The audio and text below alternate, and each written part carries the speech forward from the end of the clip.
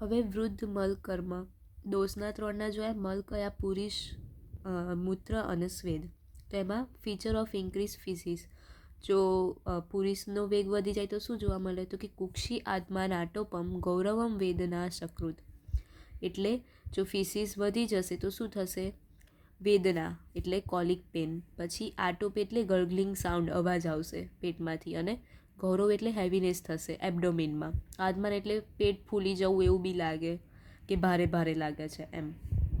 પછી feature of increase urine. Urine મૂત્રનો વેગ વધી જાય તો શું જોવા મળશે? મૂત્રમ તો બસ્તી નિસ્તોદમ કૃતે અપ્યકૃતમ સંજ્ઞતામ. એટલે બસ્તી નિસ્તોદમ. નિસ્તોદમ એટલે શું? પેલું પછી અણીવાળી વસ્તુ વાગે તો કેવું દુખે એવું. તો પ્રિકિંગ પેઇન કહેવાય. એટલે ઇન્ક્રીઝ યુરિન કોઝિસ પેઇન. એટલે નિસ્તોદનો મિનિંગ એ થઈ ગયો. Distension of urinary bladder. Urinary bladder આપણને ફૂલેલી લાગે. પછી શું કીધું કે ફીચર્સ ઓફ ઇન્ક્રીઝ સ્વેટ. અગર સ્વેટ વધી જશે તો શું જોવા મળશે? સ્વેદો અતિસ્વેદ દૌર્ગંધ્ય કંડુ. સ્વેદનું અતિસ્વેદ થશે. એટલે કે જો સ્વેદ વધી જશે તો શું જોવા મળશે? Excessive perspiration. બહુ જ વધારે પડતો પરસેવો થશે.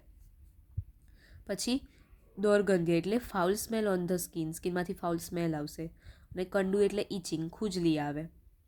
તો આવી રીતે છે ને આ શ્લોક લખવાનો, પછી એના મિનિંગ લખવાના. કે જો પહેલાં એવું લખવાનું કે ઇન્ક્રીઝ સ્વેટ કોઝિસ, એટલે જો સ્વેટ વધી જાય તો આ થશે, આ કોઝ કરશે. પછી લખવાનું કે અતિસ્વેદ એટલે એક્સેસિવ પર્સ્પિરેશન.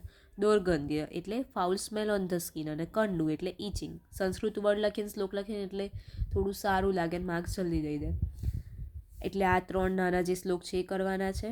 અહીં ખાલી એવું કીધું છે કે એવી જ રીતે આઈસ, ઇયર અને નોઝના જે વેસ્ટ પ્રોડક્ટ હોય એમની બી આવી જ ઇફેક્ટ હોય, એના બી આવા જ સિમ્ટમ હોય. અને એ એના ડિસ્ચાર્જ, હેવીનેસ, ઇચિંગ જેવા જ એમાં સિમ્ટમ જોવા મળે. આ કંઈ એવું ઇમ્પોર્ટન્ટ નથી, પણ આ 3નો શ્લોક અને એના મિનિંગો.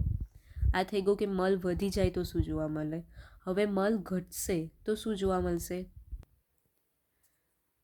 ફિસિસનું ઘટશે તો શું જોવા મળશે? પુરુષે વાયુ અંતરાણી સશબ્દો વેષ્ટયનિવ કુક્ષો ભ્રમતી યાતિ ઉર્ધ્વ હતપાક્ષે પ્રીડયન ભૃશમ. એટલે શું જોવા મળે? કે ફિઝિસ ઘટી જશે તો શું જોવા મળશે? તો કે મુમેન્ટ ઓફ વાત associated with the sound in the sideward and upward direction.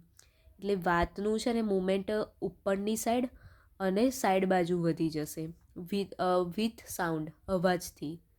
પછી ટ્વિસ્ટિંગ ઓફ ધ ઇન્ટેસ્ટાઇન. ઇન્ટેસ્ટાઇનમાં આંટી ના મરાથી આપણા પેટમાં, આપણે કહીએ કે પેટમાં આંટી મરાય છે એવું ફીલ થશે.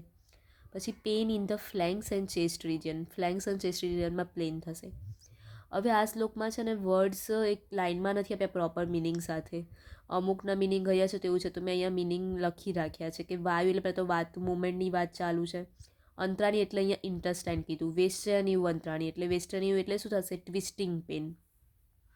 પણ ક્યાં? તો કે ઇન્ટેસ્ટાઇનમાં. પછી શબ્દ એટલે વિથ સાઉન્ડ થયું. પછી કુક્ષો એટલે એબડોમિન, એબડોમિનમાં બધું થશે. પછી ભ્રમતી યાતિ ઉર્ધ્વ હદ પાકશે એટલે કાં તો એ વાત ઉપર જશે કાં તો હદ પાકશે એટલે સાઈડ વર્ડ્સ જશે. અને પીડાય એટલે પેન કરશે. આવો એનો મિનિંગ છે આડાવડી, પણ આવી રીતે લખીને એનો શ્લોક લખીને મિનિંગ કરી દેવાનું. પછી features of decrease urine. Urine ઘટી જાય તો શું જોવા મળશે? મૂત્રે અલ્પમ મૂત્ર યેત કૃચ્છ દ્વિવર્ણ શાસ્ત્રમેવ વા. જો યુરિન ઘટી જશે તો શું જોવા મળશે? તો કે પ્રિકિંગ પેન ઇન ધ બ્લેડર. પહેલાં તો પેન જ જોવા મળશે. પછી મૂત્રે અલ્પમ મૂત્ર યેત કૃચ્છ એટલે મૂત્રે અલ્પમ એટલે ઓછી મૂત્ર થશે, એટલે કે elimination of the little quantity of urine. પછી મૂત્રયત કૃચ્છ એટલે જ્યારે મૂત્ર પાસ કરે ને ત્યારે એને પેન થાય, એટલે વિથ ડિફિકલ્ટી એટલે ડિફિકલ્ટી થશે. કૃચ્છ મીન્સ ડિફિકલ્ટી. અને દ્વિવર્ણ એટલે કે વેરિયલ કલર બી જોવા મળે. યલો, પછી ડાર્ક યલો, એવી રીતે વ્હાઇટ, એમ રીતે કલરિશ થાય એમ. અને શાસ્ત્રમેવવા એટલે ક્યારેક ક્યારેક શાસ્ત્રમેવ એટલે મિક્સ વિથ બ્લડ સાથે બી આવે. હવે સ્વેટ ઘટી જશે તો શું જોવા મળશે? સ્વેદે રોમચ્યુતિ સ્તબ્ધ રોબતા સ્ફુટનમ ત્વચ. જો ડિક્રીઝ સ્વેટ, સ્વેટ ઘટી જશે તો શું જોવા મળશે? સ્ટીફનેસ, સ્તબ્ધ, સ્ટીફનેસ જોવા મળશે. રોમતા, રોમતા સ્ફુટનમ ત્વચ એટલે શું? Falling of hair follicle, hair follicle falling થશે. પછી સ્ફુટનમ ત્વચ એટલે ક્રેક્સ ઇન ધ સ્કિન, સ્કિનમાં ક્રેક જોવા મળશે. તો આ સ્વેટ ઘટી જાય તો જોવા મળે. પહેલાં આગળ આપણે વૃદ્ધ મલના કર્મ જોયા, ક્ષીણ મલ કર્મ.